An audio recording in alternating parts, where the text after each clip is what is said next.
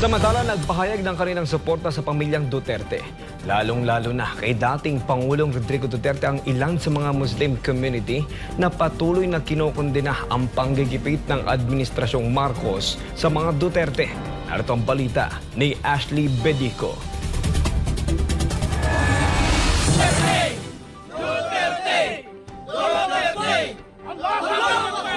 Nagkaisa ang mga miyembro ng Muslim community mula sa iba't ibang bahagi ng Mindanao sa pangunguna ni former Maranao Deputy Mayor Randy Usman upang magbigay ng suporta sa pamilyang Duterte at sa pagbabantay sa kanilang mga pamamahay.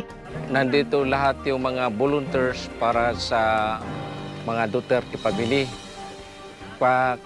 Ang ibig sabihin nito, full support ang mga Moro dito sa mga Duterte dahil nakita namin na mayroon mga oras na sabi nila na anytime papasokin nila yung mga bahay ng mga Duterte.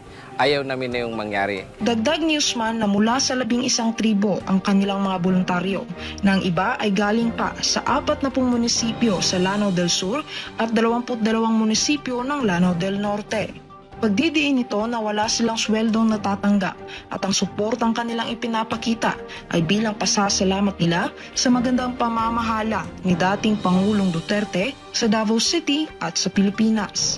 Paliwanag rin ito na nais rin nilang ipaabot sa pamilyang Duterte ang kanilang pagsuporta sa kalagitnaan ng political oppression na kinakaharap ng pamilya. Tatay Digong na ang imong mga parente nga mga Moro nga wala sila muundang o pag-atiman sa kining mga residents nito diri sa Davao City. Ayaw ka kabalaka kay naami diri. Ayaw na nimunaw kay kami ang bahala na diri sa imong dakbayan sa Davao nga kami ang mag-protect sa ilang mga panimalay sa inyong mga anak nga na diri sa Davao nga naay mga remorse nga sudlo nila ay mong balay. Hininok naman ni Usman si Pangulong Bongbong Marcos at ang Korte Suprema na agarang ibalik si dating Pangulong Rodrigo Roa Duterte sa Pilipinas at maging patas sa pagpapatupad ng batas. Moto nga ang among hangyo sa presidente nga Bongbong na dapat ibalik nila ang among tatay Digong. Mora mo ang hangyo sa iha.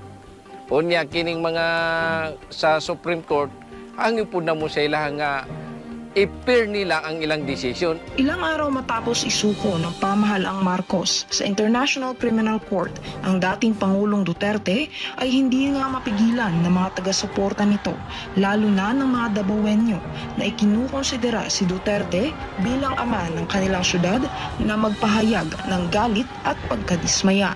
Samantala, patuloy naman nilang pinanawagan na oras na para magkaisa at huwag huminto hanggang hindi nakakabalik si Pangulong Duterte sa bansa. Nanawagan ako sa lahat ng maging Christian, Muslim, Maranao, lahat ng relihiyon na please ipagpatuloy natin yung prayers natin kay Tatay Digong. Huwag tayong tumigil na manalangin na makuha din natin yung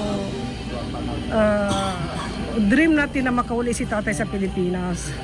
Ipinapakita rin umano nila na ang pagpapahayag ng saloobin at pagprotesta laban sa katiwalian ay hindi kataksilan sa bayan at marahil ang tunay na mapayapang revolusyon ay nasa paparating na eleksyon.